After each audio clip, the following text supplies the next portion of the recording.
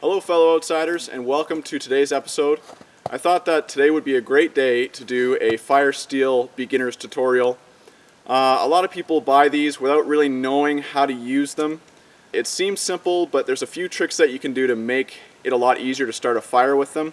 So people buy them, get frustrated, and end up not using them because they've never really realized how to use them. So I just have a few tips and tricks for those of you beginning with fire steels, and if you've been using fire steels for a while, you might even learn a couple extra new things. The first thing that I like to recommend with getting a fire steel is that you buy the proper one.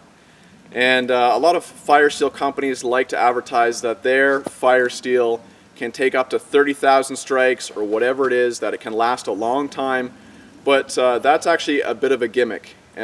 Really what that means is that their product is inferior. When fire steel advertises that it can withstand a lot of strikes, it's only because the material that they use is too hard. And so every time you make a strike, there's not a lot of material coming off of it, and therefore you don't have a lot of spark. And so it's good to get a fire steel that has softer material, and so every time you strike it, there's more material coming off, which means a much bigger spark, which is what you want if you want to start a fire.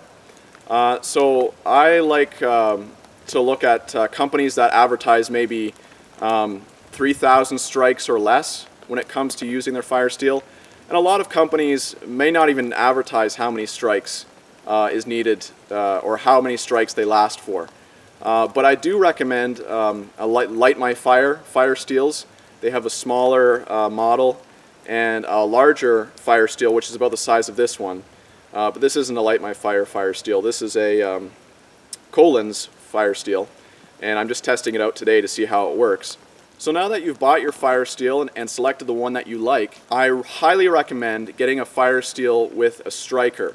I've used the back of my knife before to light fires, but I find that a striker is much better, and that's because strikers are specially designed to get the most material off of your fire steel with every strike. So definitely get one with a good striker. And with this striker, maybe I'll give you a close-up so you can see, but one side of the striker works better than the other. And you'll see that the front side of this striker, the edge is kind of soft and curved a bit, and it's hard to throw sparks with that side.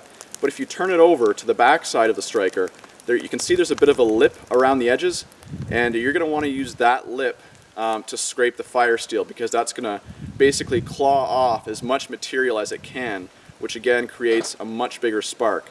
And so make sure you do that. Not all strikers have the lip on the edge, in which case you just use whatever side you want, but just make sure to look for that when you use your striker. The next thing that you'll need to do with your fire steel is to look at the rod here, and you'll see that it's black in color usually, and that's because there's a special coating on the rod to keep it from rusting or from being damaged before you start using it. And what some people don't realize is that this coating needs to be scratched off first, either with your knife or with your scraper, before it will actually start throwing sparks. And so I've known some people to buy a fire steel to try and get it to work, and it's not throwing a spark, and really they're just starting to get the coating off, and then they've already given up, and they think that the fire steel doesn't work. So when you get your first fire steel, you're going to want to make sure to thoroughly scrape off the black coating, and then you'll start to notice that the sparks will get bigger and bigger as you expose the actual fire steel to the scraper. As well, I like getting fire steels with a good handle on the end to grab onto. The bigger, the better it is. A lot of fire steels are very short and small, and that is fine if it's a good fire steel, but I always say that more material is better to work with, especially when you're starting out learning how to light a fire with your fire steel. Wow, it's raining a lot today. This is a good day to test the fire steel out. It's a really wet and soggy day, so we're going to see how this does. When you're starting out with your fire steel, the best thing to do is to do something that's easy. Don't just go off into the bush and try and light some twigs on fire or something. Even with a fire steel, you need the right material to start a fire with. And so I would recommend to start out, just to get comfortable with your fire steel, to use a cotton ball and to try throwing sparks on a cotton ball outside, obviously, not indoors, because fire is dangerous. But take it outdoors and throw your sparks on a cotton ball, and that'll be kind of a way that you can get comfortable with it, because obviously cotton balls take sparks really quickly. And as well, what I like to do when I first started camping with my fire steel is I would always take a handful of cotton balls with me so that I could use it to start a fire. But as well, I would take a bit of Vaseline, or for my friends in the UK, petroleum jelly. And the reason why I carry Vaseline and cotton balls with me, again, to start fires in the beginning, but as well, Vaseline I find is really good if I cut myself in the bush, if I need to keep working.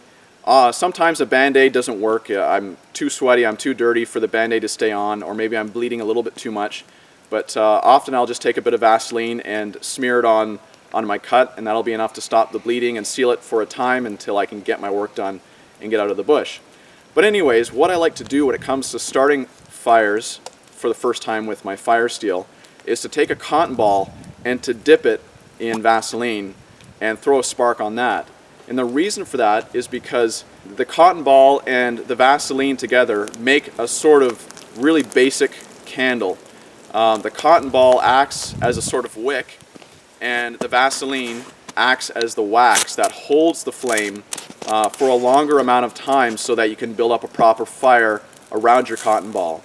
A cotton ball by itself burns off rather quickly, but when it's dipped in Vaseline, your cotton ball can burn for several minutes before it goes out, and by then you should have a pretty good fire built up. So as you can see with the petroleum jelly or the Vaseline and cotton ball, it has now been around 4 or 5 minutes and it's still burning quite strong. And so you can see how effective the combination of the two is.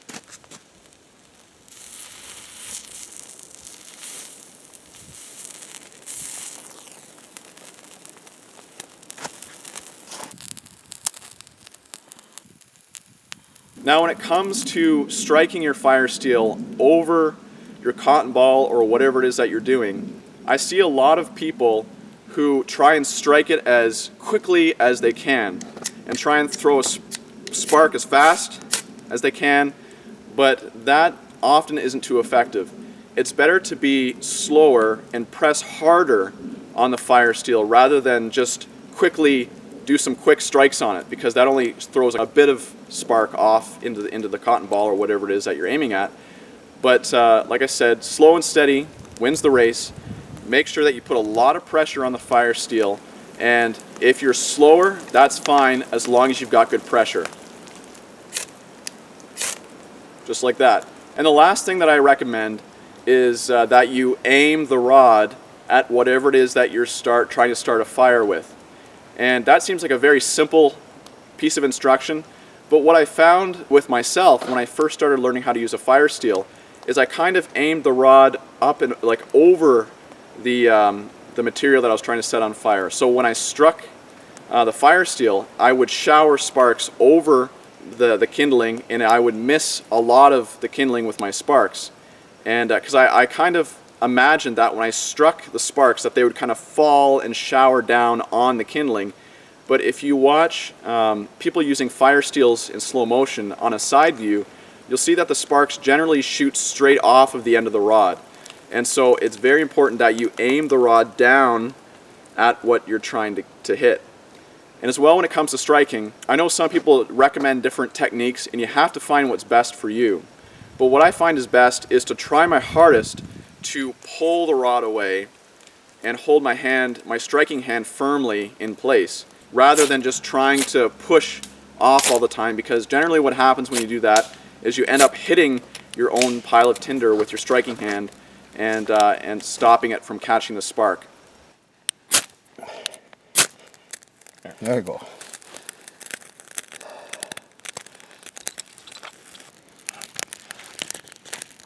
Yeah, some of these pieces are, pretty much all these pieces are going to have to dry out because it's so wet right now. Yeah, especially this stuff. Yeah. But that's what I love about birch bark. It really, really takes the fire well. Yeah, and it is burning already. Yeah. Even when it's wet, it's got that oil inside of it that is very, very flammable. Another thing that I would like to remind beginners of is that when you buy your fire steel, it comes with a striker on the string here. but make sure you take the striker off of the string and separate it out, because otherwise it's way too hard to strike the fire steel if it's still on the string. And to some people this might be kind of a common sense thing, but it's amazing what we can forget or what we miss when we're first learning something. So again, make sure to take that striker off the string first before you use it on the fire steel. And most importantly, be persistent. It only takes one good spark to light a fire, but it can sometimes take dozens of strikes to create that perfect spark. Stick with it and take care.